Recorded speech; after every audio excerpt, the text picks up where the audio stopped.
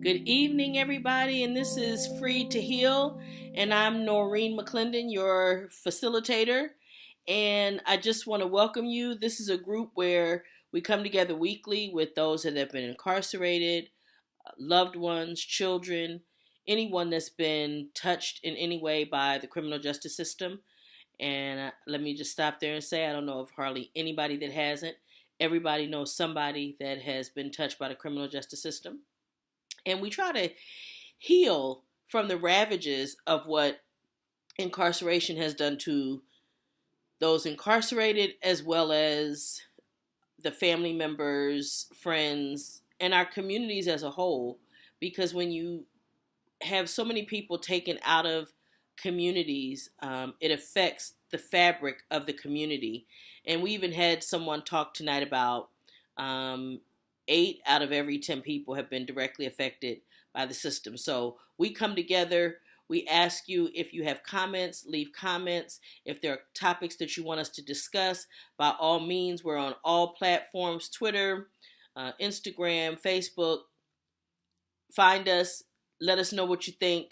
We'd love to hear from you. So tonight, we had a great discussion, and it's going to lead to a further in-depth discussion about reunification with children, particularly adult children of parents. But before we got there, though, we had a great discussion about character defects and how it's important. You will hear on Free to Heal over and over and over again the importance of dealing with yourself first and acknowledging your own BS before you begin to point fingers. The less blaming you do and the more internal work you do, the more likely you are to heal, to be able to move forward, and to be able to be a positive influence in society. You'll reach your goals. You'll see things happening much better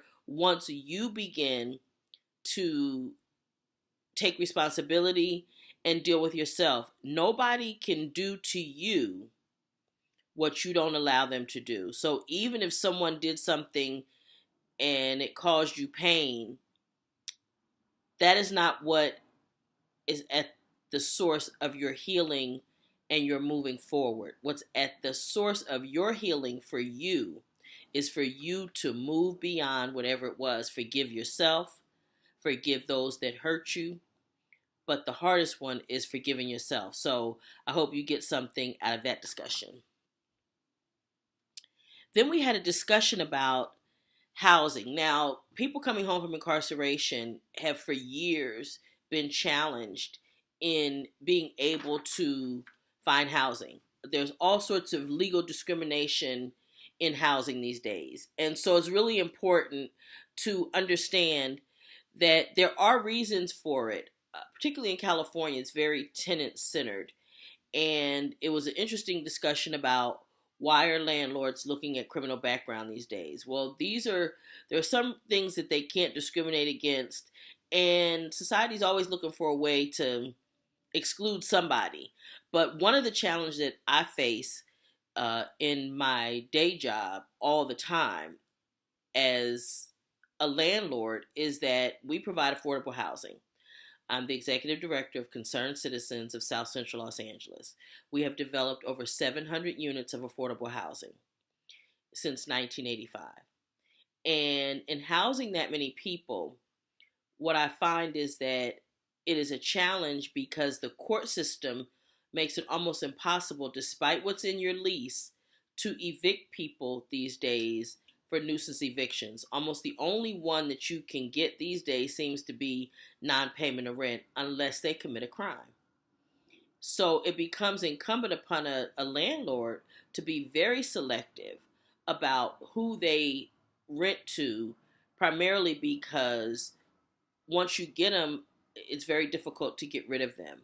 So there are ways to deal with that, and there's an interesting discussion on housing the formerly incarcerated.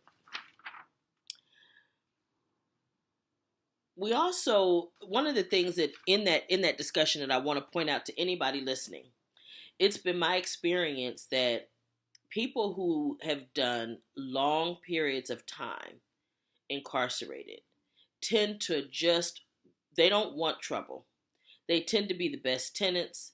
They tend to be great workers. Why? Because they know that they need to work, and they also tend to appreciate having housing. When it's difficult to obtain something, once you get it, it's more appreciated than if it was easily attained. So I have found, just for anybody considering people who have criminal backgrounds, even murders, if they've done a long period of time for that, those are not the same people that went in, the same person that committed that crime or did those things. And it's not to say that everybody comes out rehabilitated and all better. But I have just found in my experience in working with this population for many years is that those people that did really long periods of time of incarceration are not looking for any trouble. They want to just be able to live their lives and be productive and move forward. So that is something to consider as well. Another issue that came up was, which I find very interesting, it's the first time I've ever heard anybody say it this way, is that when people come home from incarceration that have done a long period of time, they are as afraid of society as society is of them. Did it ever occur to you that the way that you get down may frighten a person who's been incarcerated for a long period of time? I bet it hasn't, but it's the truth. They have fear of society and how people function today because, again, they don't want to go back. They don't want to deal with it. So I think that that is also a very interesting thing that I had never heard before, but it makes sense. And I want people to realize people coming home from incarceration are people. They're human beings. And they have fears and hurt and pain just like the rest of us do. There was a great discussion about the fact that society teaches children and loved ones to be afraid of the person that's been incarcerated. And so we're expected to be afraid of you. We're expected to mistrust, is the word that was used. We're expected and trained to mistrust you. And because, particularly with people who had addiction issues, where society has already acknowledged that relapse is a part of healing from addiction. Well, people that have done that, their children, their behavior when they relapse, it reinforces society's myth that you have to be afraid of these people, that these people can't be trusted. Just imagine, though, that you're the child of someone who is cycling in and out of jail because they have an addiction. And particularly in minority communities, poor minority communities, addiction to crack and things was never looked at as a public health issue or as opioid addiction has become over the past, few years. So that has always been criminalized, and criminals are to be punished and mistrusted. And that discussion, think about that if your parent is the one who is cycling in and out, and society, along with their behavior, is reinforcing, I cannot trust my parent. What does that do to the mentality of a child? Those things, those are scars and things that we have to heal from. And this is why we come together every week at Free to Heal, so that we can heal from those things, because we know that the system is not always right. Just because everybody goes along with it doesn't mean that it was right from the beginning. Another highlight was, and we've talked about this before, when you come home in reunification with children, particularly adult children, they're going to speak to you from the place of their pain. The pain that they feel abandoned, the pain from whatever your absence caused, whether it was going into foster care, going into the home of someone who didn't treat them well. We know that it can create circumstances of sexual abuse, child abuse, and all sorts of things when parents are taken out of their children's lives.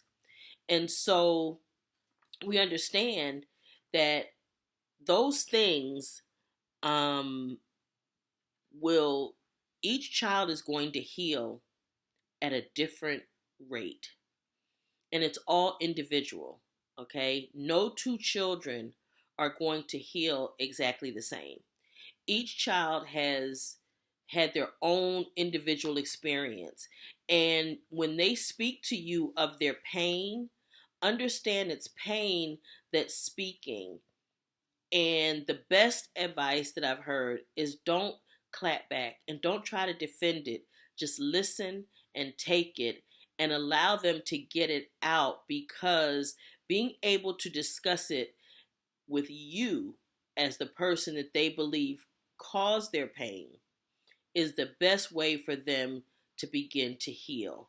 But we've talked about that before, the importance of not trying to clap back at your kids and not trying to defend what happened, while at the same time being very careful not to allow children, grown or otherwise, to use the fact that you were incarcerated as a hammer over your head and manipulate you using that, because children will do that as well. The only time you're of any use to me is when I'm buying you, doing for you, and so forth. And that's not right either. So there's that balance between letting them have their and express their pain and not allowing them to manipulate you and mistreat you and disrespect you because you made a mistake in your life. Because let's face it, we're all going to make mistakes. Every one of us is going to make a mistake. The difference in those that were incarcerated and the rest of us is our mistakes didn't lead to incarceration, let alone years or decades of incarceration.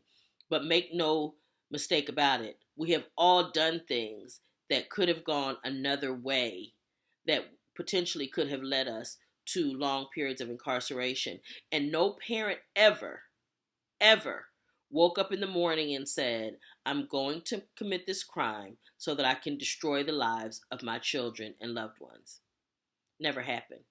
Okay, they may have made bad choices, but they never intentionally decided to hurt you. Did it affect you? Yes. Was it direct impact? Yes. But it was never intended with you to harm you or ruin your life. That was never the intention. Okay. Another great discussion tonight, and we had, as you can see, we had great topics, but one thing that I thought was really important is utilize the system. The system, it has things in place. There are ways that you can rehabilitate yourself, but you have to do it. The system isn't going to rehabilitate you, but they will provide tools if you want to that will allow you to rehabilitate yourself. And you're going to have to do the work, but it's okay. But utilize the things that they do provide to get where you're trying to go. Don't hesitate to utilize those tools that are available to you at this point, because you have been incarcerated. And another thing that was great discussion about one gentleman who didn't have parents growing up, was in foster care. He wasn't told a lot that he was loved, but he found a church and the people have cared for him. And what's great about that is just to say that there are people in society that do care. There are still caring people, people that will help, people that will embrace you, people that will love on you. We, in fact, our group, tonight we had to say a little special shout out to a guy who comes to the group often, and he's had a surgery and he's just not in good health, and so we all feel the loss. And this is not a family member, this is someone that we have embraced. And I say that to say that there will be somebody that will embrace you as well. Remember this though, you have to embrace yourself first, and you have to think that people will before you'll actually see it manifested. You cannot walk around believing and having a chip on your shoulder and believing that the whole world is against you. Otherwise, that's what you're going to attract to you. You will see things around you that will solidify your myth or your theory, the same way that the system says you can't trust people that were incarcerated and addicts' behavior, or people going in and out of the system for petty crimes. It reinforced that myth. Well, guess what? If you keep walking around believing that the world is against you and nobody will care for you, the universe will line up to meet your belief. Okay? The universe will show you exactly what you believe in. And I think this will be the last one for tonight. And this is something I think that most people don't realize. And we never think about it. When you come home from incarceration, nobody knows that you've been to prison. Now, there are going to be people, there will be behavior, particularly when you come home and you're fresh out, as they would say. There may be behavior that a person who's been incarcerated sees that will give them an indication that you have been incarcerated. But the average person on the street, as the gentleman says in our session, nobody's walking around with a tattoo on that says, I've been to prison. So nobody knows.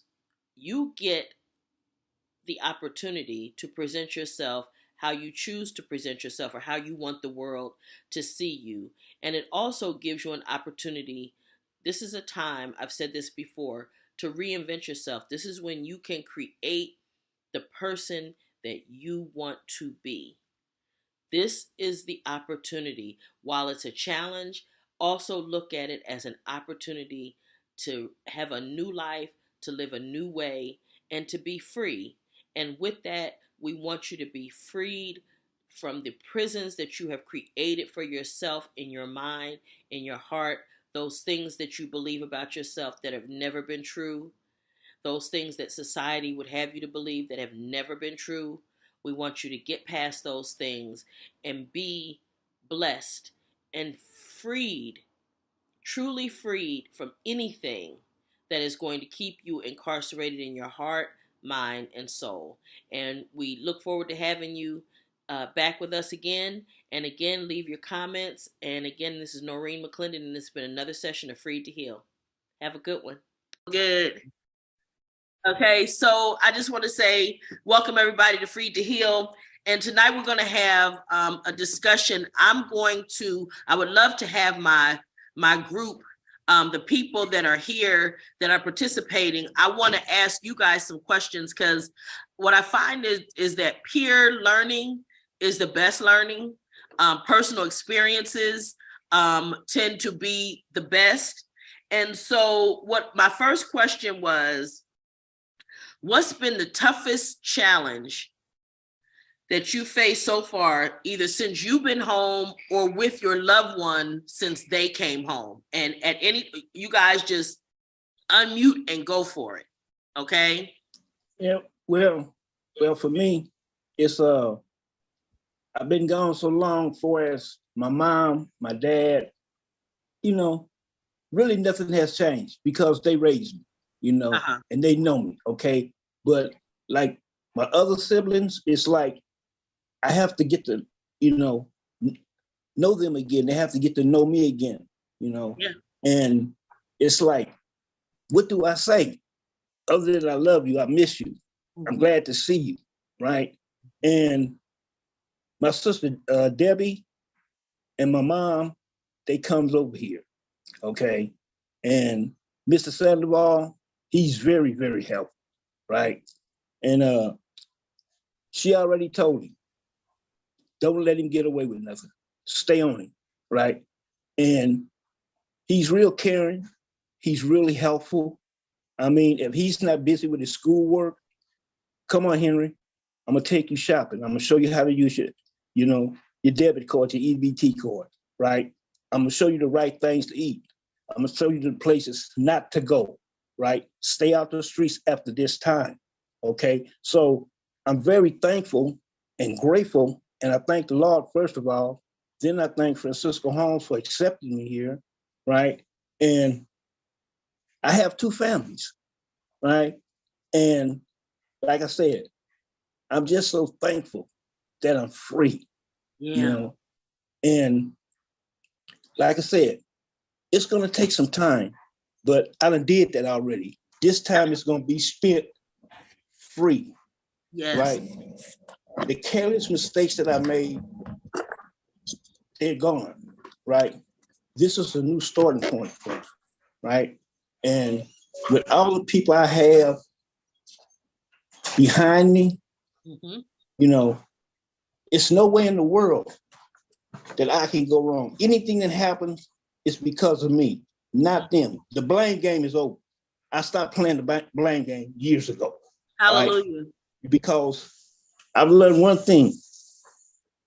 When I was taking groups, and in there, when I became a facilitator, it was the number one thing, givens. Whatever choice you make in the world, it's your choice, okay? You have the number one sole position of what you do in life. So anything, it's not him, it's not them, it's not them, it's you, okay? So once you understand that, you're good to go, right? And that was my problem. I've always tried to minimize things, justify. No, that's not gonna get it, you know? So once I understand that, and by me constantly going to the board, I took my transcripts and I dissected, okay, here's where you went wrong, right? I took those words, okay? We don't want to know what you think and how you feel. We're dealing with facts, and that's what I deal with. And one of my main issues was my character defects, okay? And once I sorted those out, on August 17th, Mr. Chappelle, he said, Givens, he said, look, when you came in here, you was clueless. But now you come before us, he said, who am I looking at now? He said, every question that was asked, there was no hesitation. You kept eye contact and you nailed every question. And he said, it would amaze me. I only see one piece of document sitting in front of you. I said, yes. He said, what is that? I said, I just wanted to bring it to you. This is my AA in child development. You know, he said, can I see it? Yeah. He said, now, he said, when you left here about 3 years ago, I told Mr. Sharif, the deputy commissioner, when he come back, he gonna get a date. Why? Because he's sincere. You know, this is something that he hasn't been doing. He's telling you straight from the heart. This is something that I seen him, I could feel it. And sure enough, on August 17th, he come back, he say, "Bye, you suitable." You know, what I want to say is the most powerful thing that I heard you say, which I encourage all the time, is it was internal. You had to deal with your own stuff. Nobody could deal with it for you. You had to stop blaming everybody else. It isn't, if they hadn't have done this, I wouldn't have done what I did. And no Exactly. more. Your character defects, you had to live with those, and you had to face yourself with those character defects, not the board. You had to face you with those defects. And that's where the healing, and that's where the ability to move forward. And also something else you said that was powerful is the forgiveness, forgiving yourself, not just other people, but forgiving yourself for those things that you did, the choices that you made that caused you to have the challenges that you had, and being spending all that time away from your family. And with the family, you're going to find that there are you're going to have to get to know them again.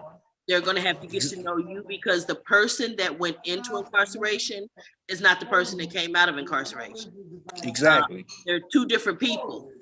And so it's just a matter of understanding that they're different people, and now they have to get to know that person. And you now, believe it or not, are going to have to figure out who you are on this side of the wall. Right. Because that's different even than the person that was going to the groups and learning while you were incarcerated. That was a different universe, all of its own. It had its own language and all of those things. So now it's a matter of, who are you now? Right. This is what you'll get to learn, and it's wonderful because you do have the support system that you have around you. And this is one of those places and those forums that you can come to that will help you when you have questions about things, where you can just put it out there with no fear of being judged, or worse than that, nobody understanding what the heck you're talking about. Because these are people that understand and have been through it. As you can see, we got people been out all lengths of time. And so they will understand what you've been through and what it's been like to be you. So I'm glad that you shared that. Anybody else want to share what the toughest challenge that you faced since you've been home, or since your loved one came home? Hey, Noreen, I will. Okay, go ahead. Can I say something real quick? Sure. I only have 4% on this tablet. So I'm not gonna borrow no money. I'm not gonna borrow no money, Rufus. No, it's gonna cut off. That's what's up. That's what's up. But it's gonna cut off. So that's all I want to say. You know, because I don't think I have enough time to comment on anything. But it's gonna cut off in a minute. So okay. Y'all have a good night if it cut off. Okay, wonderful. And be well, be safe. Can you use my line? Noreen. All right. Noreen. No, he did. He used your line, Carlos. I think our biggest challenge is going to be like how he said, you know, because I was locked up when I was 19. I came out when I was 35, and it was a big part of my life was taken.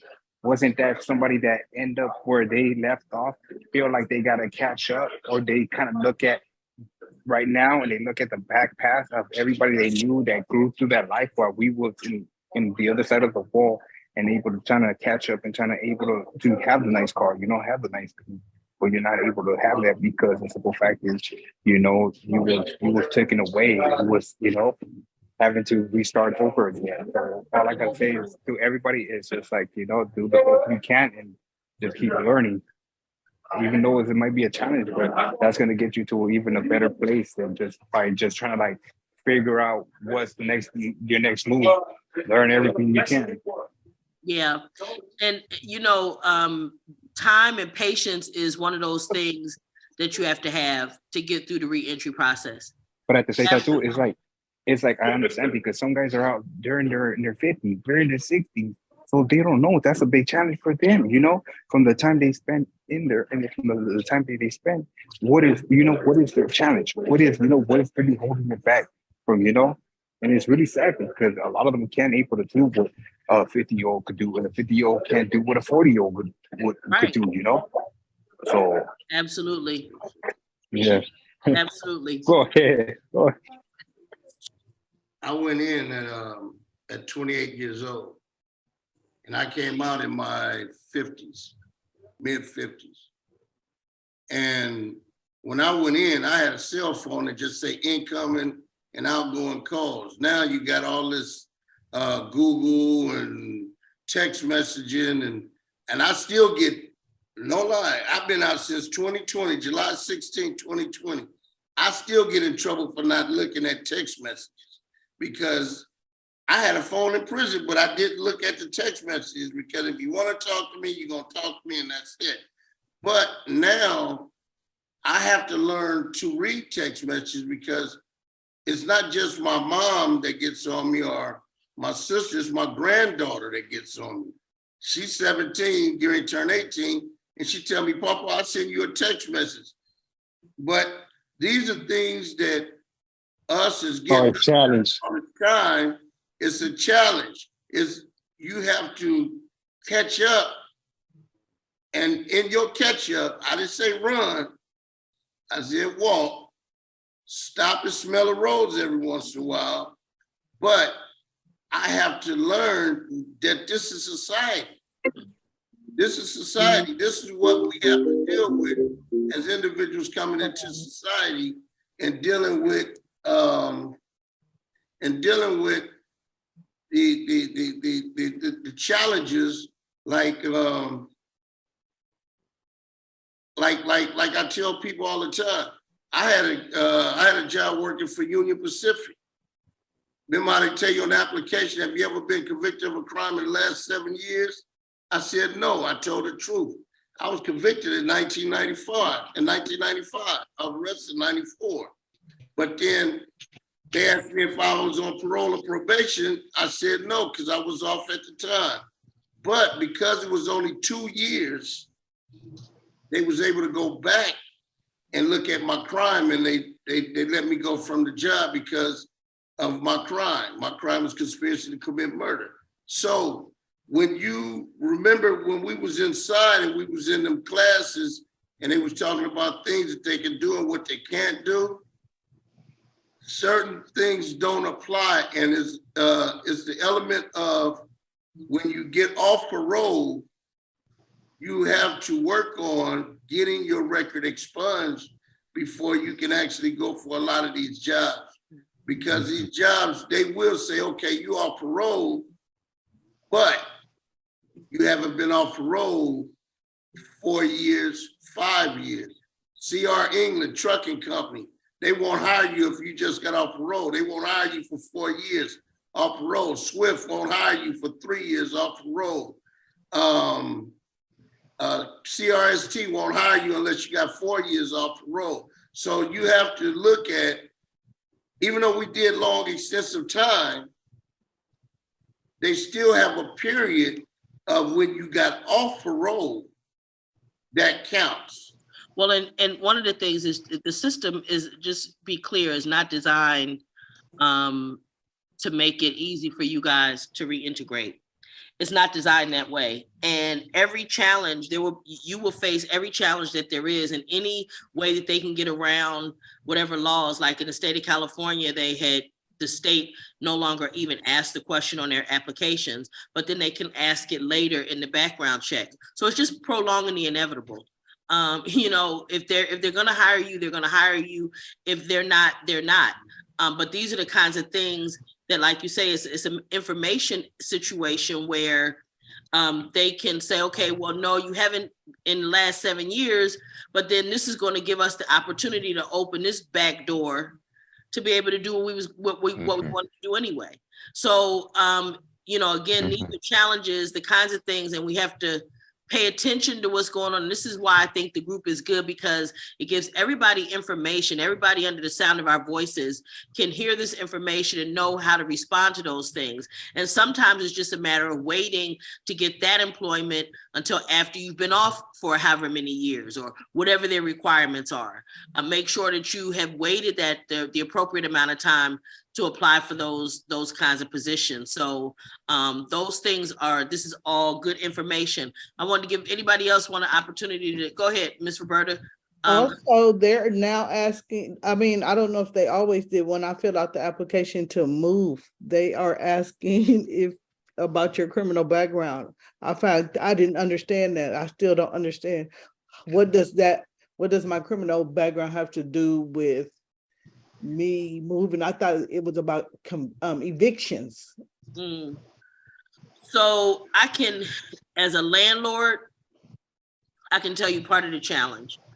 The court system has become very tenant-centered, so that it's almost impossible to get evictions for anything other than non-payment of rent.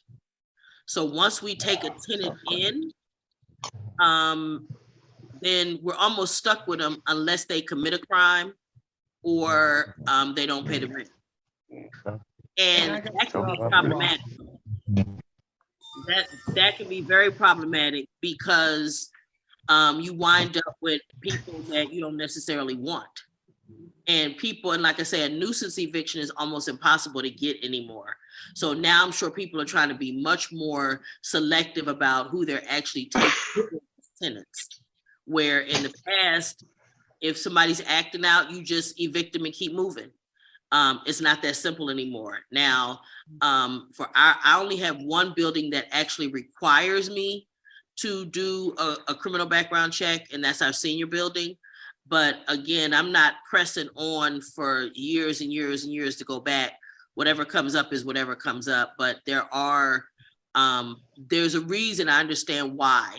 Because again, when I'm putting you in housing, particularly if it's a duplex or anything from a duplex up, if it's not a single family home, I'm potentially putting my other tenants in jeopardy, depending on criminal background and, that kind of thing. Now, a lot of people don't know that people who've done long periods of time of incarceration, they're not trying to go back to prison, right? And they don't understand that they're probably going to be the better tenants you ever want to have, because they're not trying to bring no smoke. They don't want that smoke. They don't want none of that. They just want to have a place to stay and be done with it. So, yeah. My other challenge is just still after 9 years, still trying to find my place with my adult children. That's still a challenge for me. And so I deal with Tony. Okay. And Latanya, she be having her feedback for me as well. Cheryl as well. But I don't know my place. So I'm ready to chime in right there. As I was sitting and listening to everyone, and even going to work at a new way of life, having to clean out my office at AT&T, I ran across some papers that I had written when I was first asked to start speaking. So I have some stuff that dates back to 2002, where I started breaking things down. And the biggest comment that I want to make to everyone is society has taught us to not trust you. Society is my biggest co-conspirator in not trusting my mother. The criminal justice system, from probation to parole to employment to housing, we're taught to not trust you once you go to prison. We don't, we're taught that you don't deserve a chance. You don't, and you're going to reoffend, or you're going to use drugs again or use alcohol again. You're going to do it again. And as I talk to people at work and encourage them to understand the path that me and my mom have taken, I tell them, like, 10 years into a new way of life, I was still sitting there figuring out when my mother was going to use again. I was, waiting with bated breath. I was thinking, at one time my mother learned how to send an email and she got good at it. And I started getting emails at 1 o'clock in the morning and, then 5 o'clock or 6 o'clock in the morning. And I'm thinking, this is going to stress her out. She's going to go back and use. And I kept fighting with myself. And I've been fighting with myself, but I'm fighting with that silent enemy that has taught me you can get up and go to work every day. You can get up and go to school. You've done these things. You did you worked 33 years at AT&T. Why couldn't your mother do those things? Why couldn't so-and-so do those things? Your uncles do those things. Society is always pressing against us that we're not supposed to trust you, which is so damning, because you already have to deal with discrimination in housing, discrimination in employment, discrimination in, all of these things. And then you have to learn how to deal with discrimination within your families, discrimination from your children. And I can guarantee you, I don't even have to ask you the question. Your biggest discrimination comes from your kids, because I'm a kid and I understand it. And I want to say this too. One of the things that doesn't help, particularly when you have a parent that used, right? When a parent had an addiction issue, it's even harder because their continued use, their cycling in and out of drugs, reinforce what society said that you shouldn't trust them. So every time, so you holding your breath, we've talked about it before, that when people come home, and this is something for those of you that are new coming home, if your family members are constantly trying to check on where you are and what you're doing and what are you doing and who are you hanging with and when they're doing that, a lot of it is not about controlling you as much as it is about being afraid that you're going to go back to whatever it was that took you from them in the first place. So even though you know what you're going to do and you know where you are, your family members, and in particular children don't understand. They don't know how it happened. And so the thing I would say, like specifically with Roberta, with your children, is a matter of what is their hang up and where are they? In other words, what is the thing for them that is the most hurtful to them? Because that's the thing that that's where the root of it is. What was the hurt that your absence caused? Go ahead. I'm sorry. And it's individual. Yes. You know, as much as it pains me sometimes to hear my mother, you know, talk, and she says smart stuff and she looks at me, you know, as if, you know, I gave her the weight of the world, you know, with Roberta and, you know, with other parents, they're dealing with multiple children. And so for each child, it's something different. And Roberta, you and I have talked about that. You can't compare one son to the other son or to the daughter or anything. It's absolutely different for each individual. They could be twins, and each of them will come with a different perspective. One, they can say the same things, and then one will say, well, I thought about this, or, you know, or I thought about that. It's you have to learn the layers of your onion with your children and hone your rehabilitation with them individually as well as with your family collectively. It's going to take an individual. You might be trying to use, or just by default using a cookie cutter approach because you're still the same mother. You still did the same time. It's no different from one child to the next as to maybe how long you were gone, or, you know, at this last time, it may be more with the older child or what have you, but there's so many layers to that. And it's an individual conversation. It's an individual healing process, but I can guarantee anybody here, your child will never heal at the rate that you heal. It is always going to be a lag effect. And sometimes it can be huge and sometimes it can be small, but it is definitely individual. But society is just always teaching us that you don't matter, that we should throw you away. You know, look what you did to us. And, you know, it further exacerbates our pain and our healing process because we're listening to what society is saying. And then we're watching you on the other end.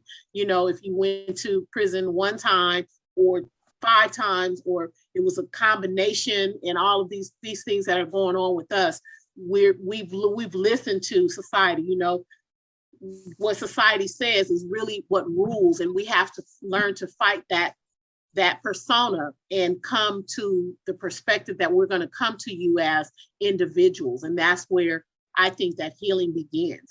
But we have to learn how to break that mantra and constantly and not constantly be dependent upon what society says, because we have proven that society is wrong. You know, a reporter asked me a question, you know, like, aren't you so proud of your mom and blah, blah, blah. And I'm like, well, shit, if my mother could have done it this year, my mother could have done it 20 years ago. It's not that I'm not proud of my mother. It's that I'm pissed that society had to put her through what they had to put her through for her to get here. Because you can be great at any stage once you learn what greatness is, but society was keeping her down. Well, and it also wasn't providing her any help. I see somebody got their hand up. Go ahead, sir.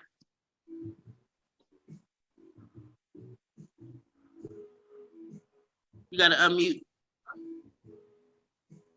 Can you guys hear me? Yep. And I just also want to say, just to piggyback on what Antoinette is saying, it's like this. When you go to prison, you come out, you got a bullseye on, period. It's a whole bunch of laws that's going to discriminate against you and all that, period. You're gonna have to catch up with the times. You can't be a dinosaur. I don't care how long you was gone. I don't care how old you are. You're gonna have to adjust, assess. Like I say, the 3 A's: assess, adjust, and address. Assess what's going on with you and your life and how you change. You already know that you got a bullseye on your back, and you already know that some of the things that you're gonna go through in life with the people who love you and who are gonna be around you, it's gonna be their trauma and their pain and their hurt coming out and spewing at you. So you got to take that shit on the chin. Don't take that shit personal. Do not clap back at your kids. Just take it, because they have the sense of abandonment. They have the sense of you not being there. You know, your presence and not presence being there affected their life in a way that you could never even understand. So don't clap back. Just listen. Listen. It's going to be hurtful. It's going to be hurtful for sure, because it's a place of pain that they're coming from and they're expressing to you. They can't express this to nobody else but you, because you're the sole person that caused their pain from you not being in their life. And just understand, with the jobs and all of that stuff, one job might not allow you, but go to the next job. Don't stop because certain jobs say we're not dealing with you, because there's jobs that's going to take you right in the halfway house. It's just gonna be jobs that's gonna take you with that ankle monitor on your shit. So do not let the no's define who you are and deter you from, going forward. Because there's gonna be a lot of no's. There's gonna be a lot of closed doors. There's gonna be a lot of I can't accept you, even with the housing. But you gotta go to the next, go to the next, go to the next. Do not let a no deter you from going to get a go. You see what I'm saying? And it's gonna happen. And if you've been in prison, you used to being told no. You used to being told hell no. And you used to being told what to do by authoritative figures. So that shouldn't be hard for you to deal with. But being on the street, just know that you're up against it. Your deck of cards and your cards has been dealt to you. You got to play what you got. Right. So I don't give a damn if you got motherfucking a whole bunch of bullshit and the motherfucker got 4 aces. You still got to play your hand and make that hand that you got into 4 aces. So that's just my comment, and that's just how I know I move out here, because I don't let nobody define what I do and what I can do and what I can't do, because just because the next person can't do it don't mean you can't do it. And just because you couldn't do it then don't mean you can't do it now, because things evolve and things in society change. And like Antoinette say, society has demonized anybody that come out of prison, but the pendulum has swung, because society sees a lot of people that come out of prison that want it, get it. They want it and they come out here and get it. Those that come out here and bullshit, pussyfoot around, play on it, and try to play on the system, them the ones that give the people coming home that want it a bad name. You know what I'm saying? And there's a lot more resources out here right now, a whole lot. So utilize these resources and understand, don't have thin skin, don't take a lot of stuff personal.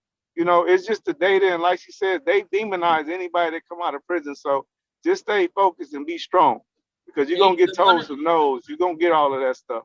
One of the things that Terrell said, and I see your hand, Patrick, one of the things that Terrell said is really important is that a lot of it is the response to pain. Let's not forget what it is that you hear speaking. When people are in pain, it doesn't come out sweet and nice and kind. And just understand that may be what it is pain. And that's why he's saying don't clap back about it. But what I also want to caution you is don't let it be a tool to manipulate you either, because that will also be a thing. People will use it as a tool of manipulation to get what they want. And children learn how to manipulate their parents from the crib. Okay, they learn how to manipulate. Well, you ever see that movie, Look Who's Talking, and the baby go, wow, that worked, wow. And every time, because every time I want something, I know if I holler like that, they coming. Okay, so also do not allow yourself to be manipulated, because you did not wake up in the morning and say, I'm going to commit this crime so I can ruin my children's lives. It never happened. Okay, now, did something happen? Yes. Did it affect them directly? Yes, but don't allow yourself to be manipulated, and don't allow them to use it as a hammer over your head, that every time you look up, they're talking and blaming you, and the only time that they have time for you is when you giving them, or when you buying for them, or when you doing for them. Because children by nature tend to be pretty selfish, because they haven't yet learned. But just understand that there's a balance, and everything that's healthy has balance. But Patrick, I saw your hand, and it's getting. I wanted to make sure we get to you. Yeah, by no means, don't be no fool. That's a fact. Yeah, you and I have talked about this, that in the last 20 years, 8.5 people out of 10 have been incarcerated, in jail, probation, parole, and society is afraid, the ones that weren't connected with the courts and everything, that they're going to be next. So we get the stress, the hassles, the no's, but instead of manipulating the system, and we've talked about this, utilize the system. Yes. Be in the right place at the right time. And because of COVID, and because younger people, and I'm not putting younger people down, they just weren't taught the work ethic. Right. They weren't taught, because we don't have nuclear families anymore. You're lucky enough just to have one parent take care of you when you're younger, let alone have two. And unfortunately, the school system has failed us, because again, just like 40, 50 years ago, you're not required to do anything in school. School has become babysitting again. And that doesn't benefit anybody. And I'm taking a PTSD with an anger management, because basically being in prison 31 years, you get a little angry, you get a little stressed out. So you have to deal with that. And what I'm learning is you deal with the bigger stuff first. You don't deal with the trivial small stuff, but unfortunately, some of the trivial small stuff you respond to more quickly. The major stuff, where you could burst out and do something major and go back to prison immediately or for a long time, that's what you really have to deal with. You know, don't have the road rage out there on the freeway. Don't pick up a baseball bat and beat somebody down. Sometimes we want to do that. That doesn't mean we're going to do that. Like you said, tenants and people that were in prison, they don't want to go back. They just want a place to live. They want some peace and quiet. And it's not about respect, it's about common courtesy. And that's something our society doesn't give anybody. Again, society is afraid of us because they're afraid of themselves. Right. They almost think like being an ex-felon is like a disease. It's going to rub off. Yeah. Everybody in a family has had relatives in prison, in jail, in the court system directly. It's not, like it used to be. And unfortunately, you and I have both said it. We live in a police state. It may not affect you like 1984, but it affects you. Oh, yeah, absolutely. It's frustrating as hell to see stuff going on that you can't do anything about. I don't like the homelessness out there. I don't like road rage. I don't like how expensive it is in California. But unfortunately, since I've grown up here and I'm a native, we're systemically used to this environment. Even though from time to time is a bad environment, we're handling it. We don't like it, but we're handling it. Absolutely. Thank you. Thank you. It's getting kind of late. I wanted to, there's a couple other questions that I had, and I'm just going to put them out. And as you guys check out, because I'm going to come back to everybody, give everybody a chance to check out. But these are questions that you might also, depending on if you got anything in particular out of tonight, or if you would like to expound on these. One of the things I wanted to know is if you've had people that understand the way you feel or behave since you've been home, because that when you feel like you're alone and you're the only one that knows, have you guys had the benefit of having people that actually understand what you're going through? And What would make reunification with your family and friends easier?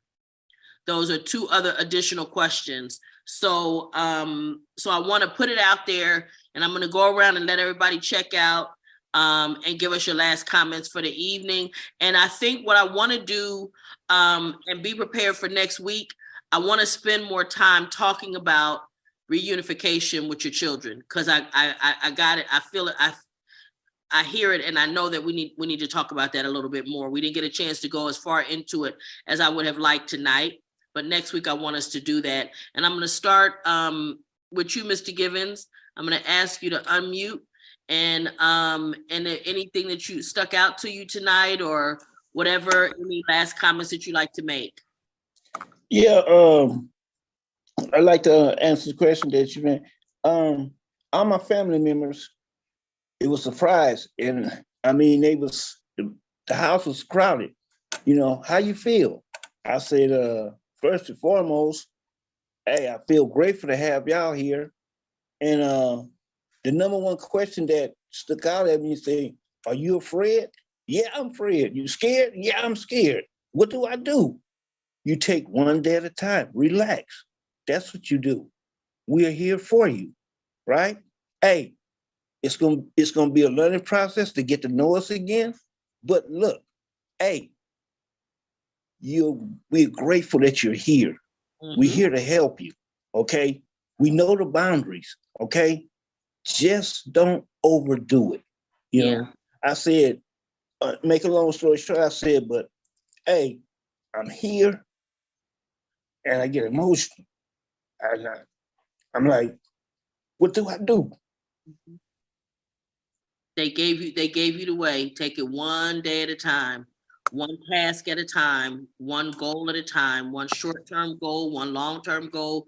You take it one day at a time, and be patient with yourself and patient with the process, because it is a process.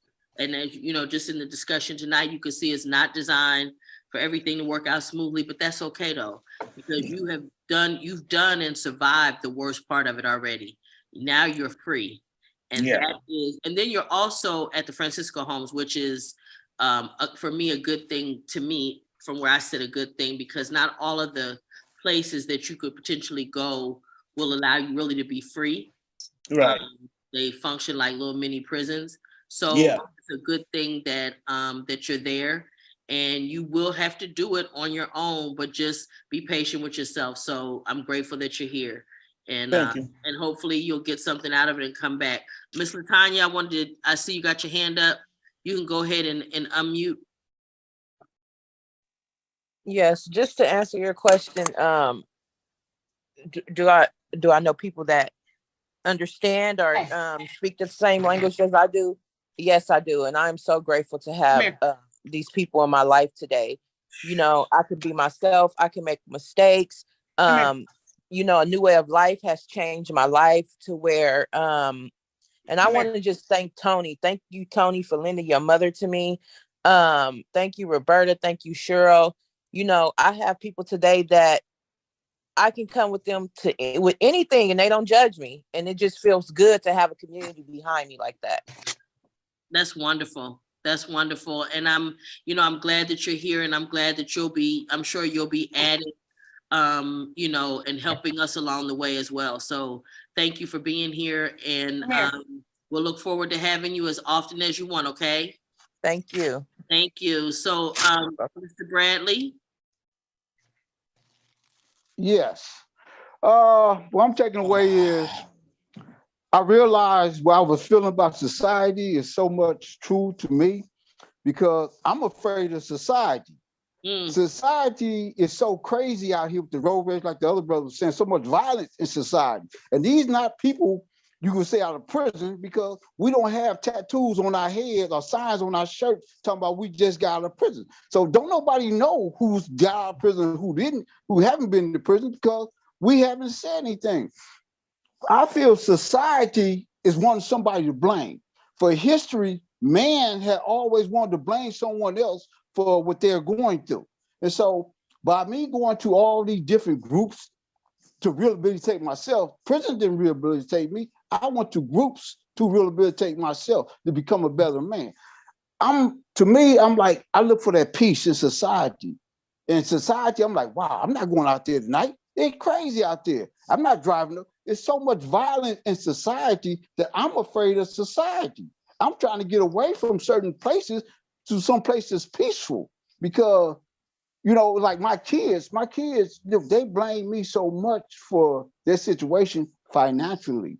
You know, my kids wanted me to send them money and told me when I get out of prison, I could double up my money. I said, whoa, wait, you get your money, you double up your money. You're not sending me back to prison. And then mama get at me and say, oh, you owe me $12,000 for raising your daughter.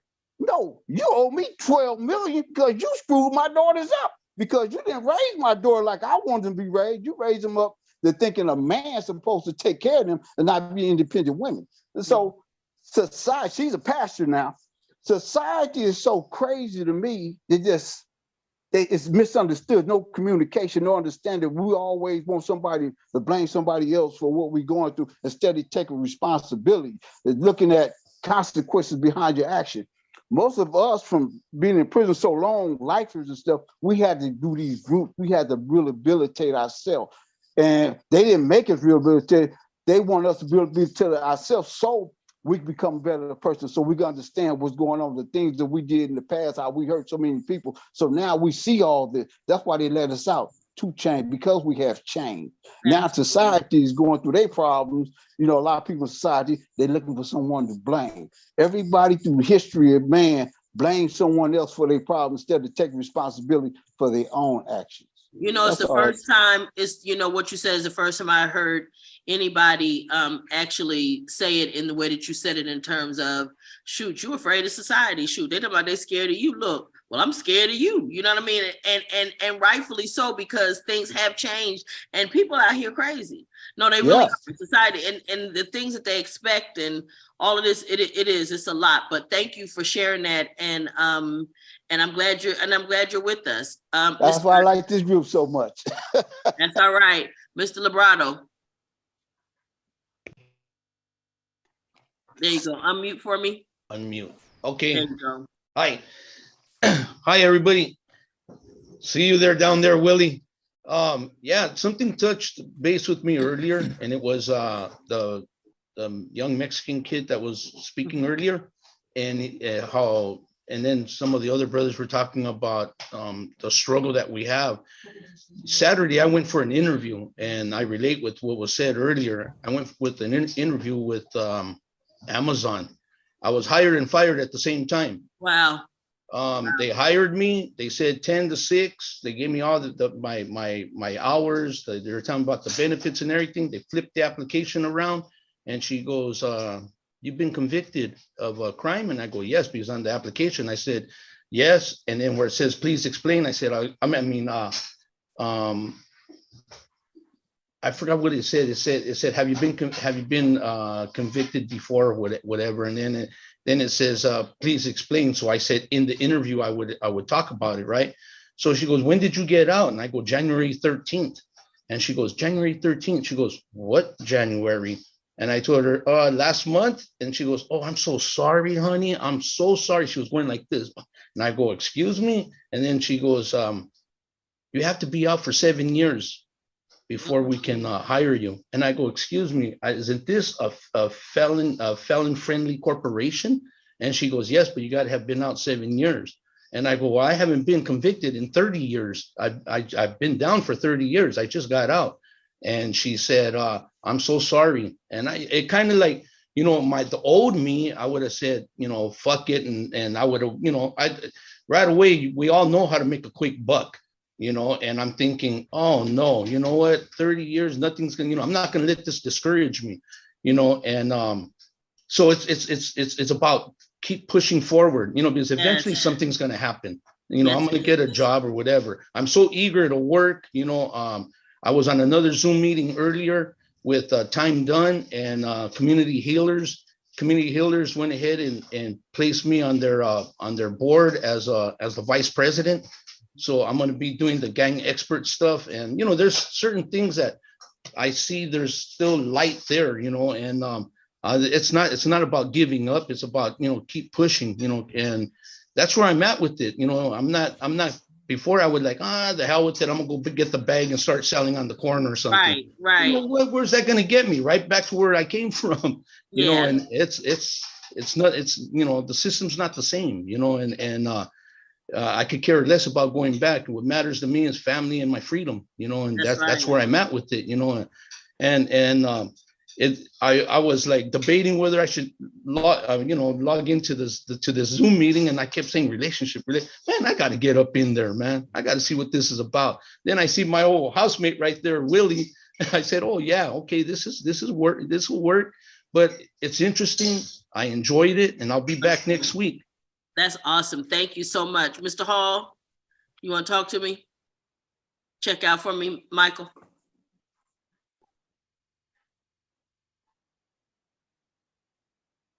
Did you unmute?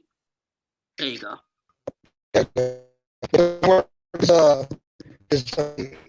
Laptop today, but can you hear me normally? You know what? Okay, it seems like when you come closer to the microphone, maybe I can hear you. Otherwise, what about now? Try it again. What about now? I can hear you.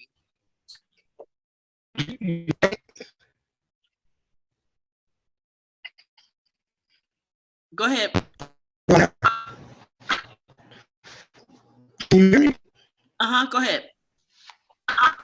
Okay. Oh yeah. The subject was very interesting for me. I try to stay focused. My main thing is, now back up a little bit again. Back up a little bit, because when you was back a little bit, I could hear you, and then when you came forward, now I couldn't.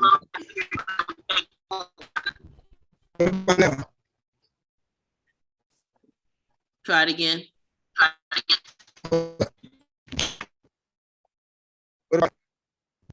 I don't know. Something is going on. You got a lot of feedback.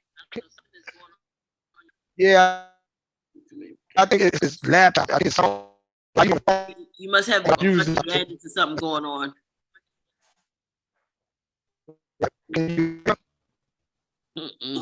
It's not working. I'm gonna let Mr. Steffens. We're gonna see what we could do with you. Okay, I'm gonna mute you for now. Okay, Mr. Steffens, go ahead. Yeah, that last comment you made about when you feel someone that understands you and show you love.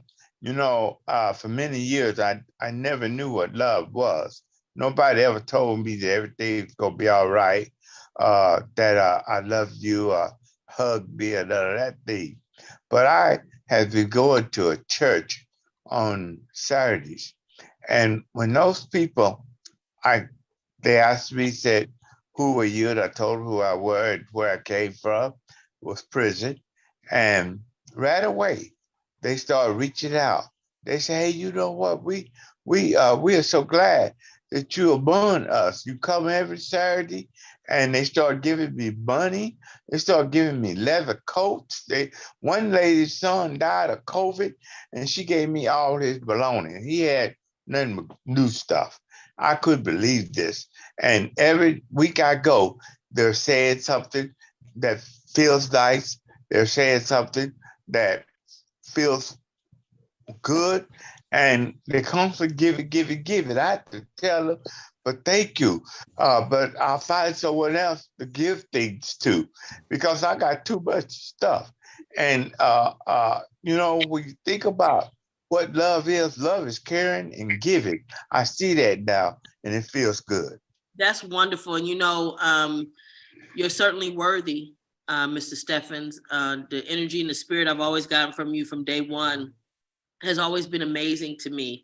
And I've told you that before, understanding your background, just knowing you as I do, for the time that you've been in the group, I always get profound things that come from you. And I'm so glad that you found another family of folks that see and appreciate you just like we do here at Free to Heal. So I'm glad that you're with us, and thank you. Thank you. Ms. Tony, any last comments, sweetie?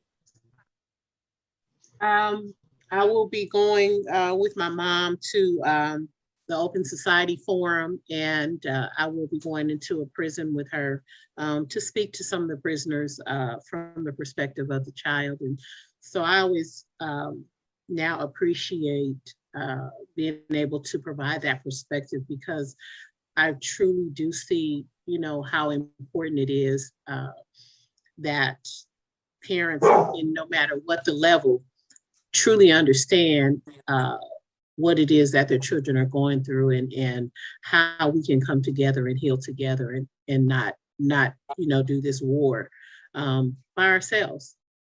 Yeah, because you was definitely at war. You've been at war for a long time, and yeah, you know what I mean. And I've been at war since I was about 3-4 years old. Yeah, yeah, and that's why I'm glad that you got a place, and now you got a different perspective. Exactly. A different, like you get your mom's perspective, or at least some semblance of understanding what has happened to her and how she. Absolutely.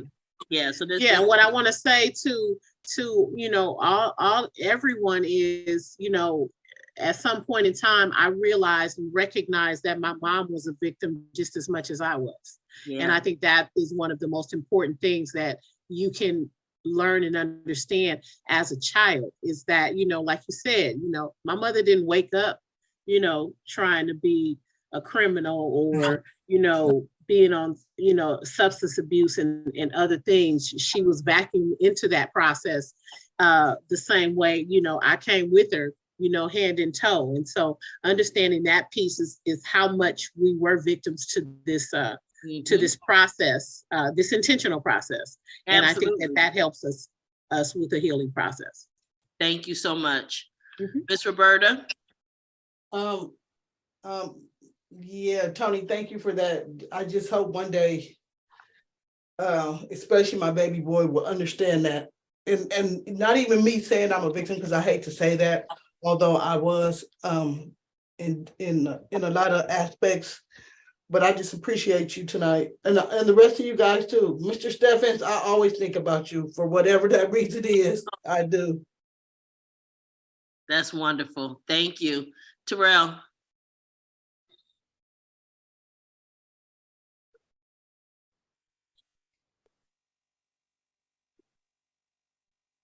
I just like to tell everybody to, to stay focused. We all been victimized in some form or fashion. This is how their grand scheme has been and how it's been designed. But we are kings and queens, and we strong, and we're gonna rise above all of the bullshit that they put us through.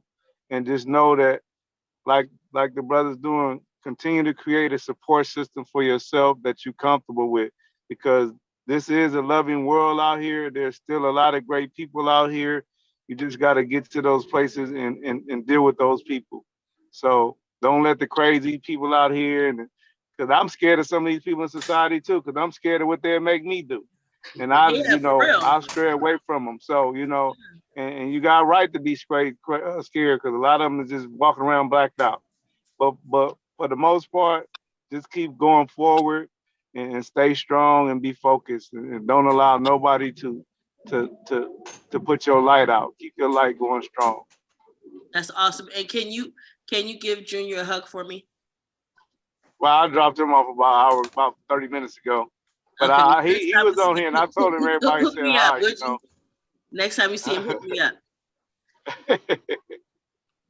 Miss Di.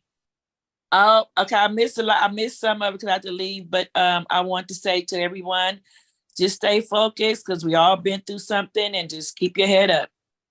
Thank you, sweetie. Mr. Kit. Not sure if he can. Can you unmute Kittredge? To speak. Can you hear me now? There you go. Okay. This is real simple for me. I learned this, and I try to spread it to everybody. Hurt people hurt people. Heal people heal people. Hallelujah. And I'm healed now. Hallelujah. And I'm spreading the healing around. You all right with me, Kid? I've been out here 3 years. I've been out here 3 years now. And I done had every difficult you could have, and I done had every door locked down that said I couldn't do this and I couldn't do that. but I've done it. That's all right. I'm glad you're here with us. Carlos, I didn't get your check out, sweetie. Yeah, well, I'm kind of deaf right now from all the noise right here at work, but I mean, I have a lot of people to support me. You know, I lean to those that I know from prison that are ex-lifers. I believe that's the best support besides my family. You know, because they, like you said, they know who I am. They've been through what I've been through, and we went through the same struggles. You know, and some of them were in the same yard for years, and so that's who I lean to.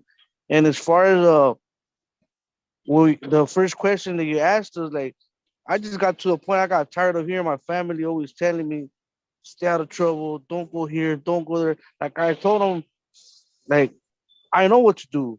I already know what to do. I'm not a little kid no more. Just trust me. So to answer the third question, I think I still gotta continue to do what I'm doing so they can see like, okay, he got it already, you know? That's what it is. That's what it is, Carlos. It's gonna be the consistency. Let me ask you this. I just have to ask you, did you go in and out? As a juvenile, yeah. Yeah, so that's why. So you know, like as parents, you're not gonna never outgrow being a kid to your family, to the older people, right? So when they look at you, they still, even though you know you're a grown man, they still see the little juvenile who was doing stuff that they don't understand what has transpired over the 20 some years or whatever it was that you were gone. So they don't have that they don't have that insight. And again, it's the fear. And it's what they're used to. And as Tony said, their society has programmed them to believe that you're going to go back. You're not going to, because we already know they don't intend for you to rehabilitate yourself. One of the things somebody talked about that is the rehabilitation. They don't intend for you to rehabilitate yourself. It was Lionel. You got to rehabilitate yourself. Right. Whatever that's going to be, you're going to do it. Now, they have started to provide some opportunities and some tools for that, but you got to fight to get those, you know, on the inside. I mean, at CIW right now, everybody I talk to is like, why is CIW not letting any groups back in there? I mean, people are just tripping like, what is it? Why are they not? And it's like whoever the CRM is right now is refusing to let anybody in that's actually helping people. So they make it difficult. But again, it can be done because you guys have done it. I want to give you an opportunity, Miss Cheryl.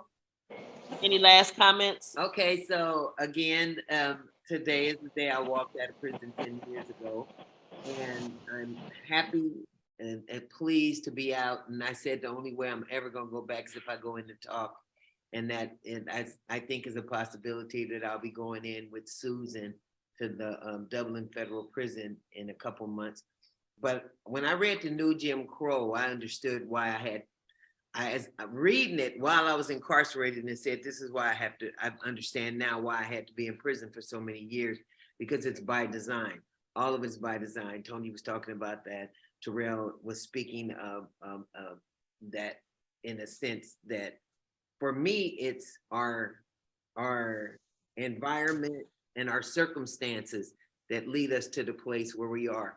The expectation of other people to us who live in the poverty-stricken areas, they're expecting us to be a certain way.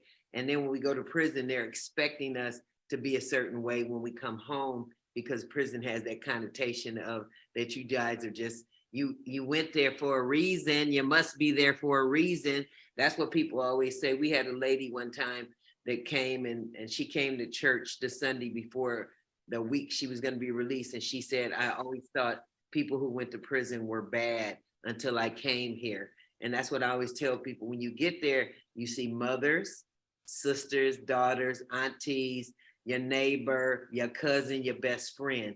And that's a thing that society doesn't understand. They just think that we're actually pariah to the society because we've done something wrong.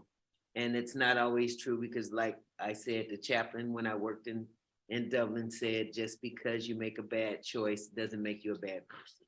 And that is so incredibly important and powerful, because people can say, they can always say, I can guarantee you I'm not going to commit a crime, but you can't guarantee you won't be convicted of one. Yeah. And that's two totally different things.